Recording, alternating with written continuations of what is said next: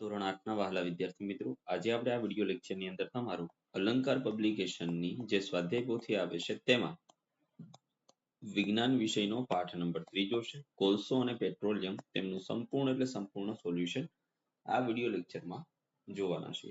તો ચાલો મિત્રો શરૂઆત કરીએ તે પહેલા નાનકડી વાત કે નીચે ડિસ્ક્રિપ્શન બોક્સની અંદર એક પ્લેલિસ્ટ આપેલું છે, ત્યાંથી તમે ધોરણ નંબર 8 ને સંબંધિત તમામ અલંકારના સોલ્યુશન મેળવી શકો છો. તો જોઈએ પ્રશ્ન નંબર 1. યોગ્ય વિકલ્પ પસંદ કરી ઉત્તર લખવાનો છે, જેમાં પહેલું નીચેનામાંથી કયું કુદરતી સંસાધન નથી? તો ભાઈ પ્લાસ્ટિક શાની માનવ સર્જિત છે, માનવ દ્વારા નિર્મિત કરવામાં આવેલું હોવાથી તે કુદરતી સંસાધન નથી પણ કૃત્રિમ અથવા માનવ સર્જિત છે. બીજું છે નીચેનામાંથી કઈ જોડનો સમાવેશ પુનઃ અપ્રાપ્ય કુદરતી સંસાધનમાં કરી શકાય, ફરીથી પ્રાપ્ત ન થતું એવું. તેમાં આવશે વન્યજીવો અને ખનિજો. ત્યાર પછી છે પુનઃ અપ્રાપ્ય કુદરતી સંસાધનો, તેમાં આવશે સી મર્યાદિત જથ્થામાં હોય છે. ચોથું છે અશ્મિ બળતણ, તો એમની અંદર અશ્મિ બળતણમાંથી ખાલી જગ્યા બનેલા હોય છે, તેમાં આવશે સજીવોના મૃતદેહના અવશેષોમાંથી અશ્મિ બળતણ બનેલા હોય છે. કોલસો શેનામાંથી બને છે? તો કોલસો છે એ માત્ર મૃત વનસ્પતિમાંથી બનશે. નીચેનામાંથી કયું વિધાન સાચું છે? તો સી કુદરતી ગેસને ઊંચા દબાણે સંગ્રહી શકાય છે, જેને સીએનજી કમ્પ્રેસ નેચરલ ગેસ કહેવામાં આવે છે. ત્યાર પછી સાતમું છે નીચેનામાંથી કયું કુદરતી સંસાધન છે? તેમાં આવશે હવા.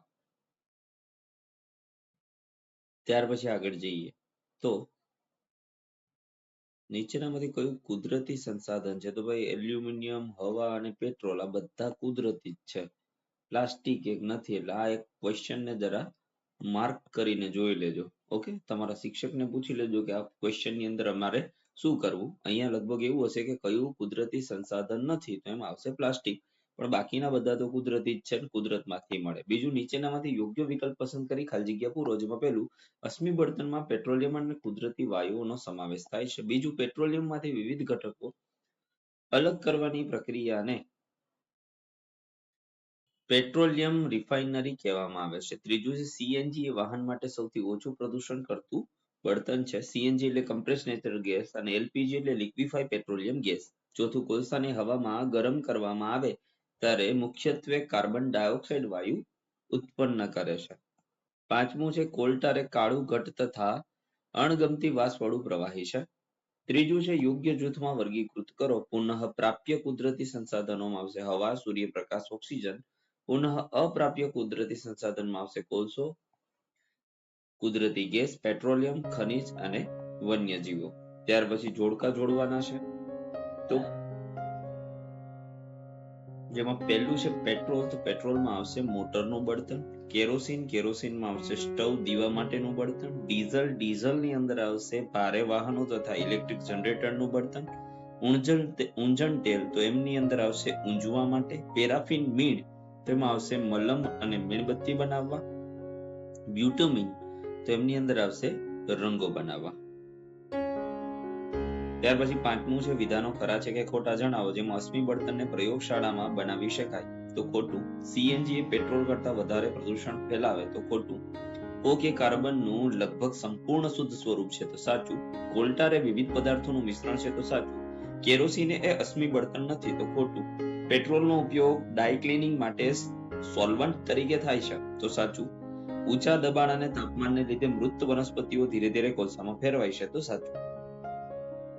ત્યાર પછી નીચેના પ્રશ્નોના એક એક વાક્યમાં ઉત્તર લખવાના છે, જેમાં પહેલું રોડને સમતલ કરવા માટે વપરાતી પેટ્રોલિયમ પદાર્થનું નામ. તો રોડને સમતલ કરવા માટે બિટુમિન નામની રોડની એટલે કે પેટ્રોલિયમની પેદાશ વપરાય છે.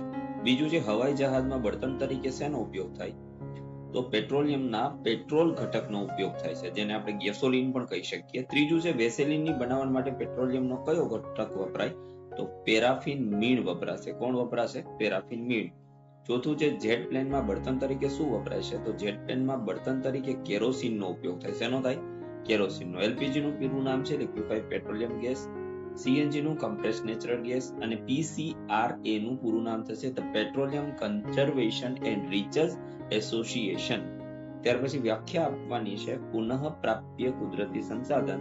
તો કુદરતમાંથી અમર્યાદિત જથ્થામાં મળતા અને માનવ પ્રવૃત્તિ દ્વારા ખલાસ ન થઈ જાય તેવા સંસાધનોને પુનઃ પ્રાપ્ય કુદરતી સંસાધનો કહે છે. બીજું પુનઃ અપ્રાપ્ય કુદરતી સંસાધનો. તો કુદરતમાંથી મર્યાદિત પ્રમાણમાં મળતા સંસાધનોને પુનઃ અપ્રાપ્ય કુદરતી સંસાધનો કહે છે. ત્રીજું છે કાર્બોનાઇઝેશન. તો મૃત વનસ્પતિનું કોલસામાં ધીરે ધીરે રૂપાંતરણ થવાની પ્રક્રિયાને કાર્બોનાઇઝેશન કહેવાય છે. જવાબ 3-4 વાક્યમાં આપવાના છે. હવે મિત્રો ધીમે ધીમે અહીંથી સ્ક્રોલ કરતા જઈએ. જે તમારે જોતું જવાનું છે. પ્લસ પ્લેલિસ્ટની વાત યાદ રાખજો. વિડીયો લેક્ચર પસંદ પડે તો લાઈક કરી દેજો, સાથે સાથે તમારા મિત્રોને શેર કરી દેજો અને આપણી ચેનલને સબસ્ક્રાઇબ કરી દેજો.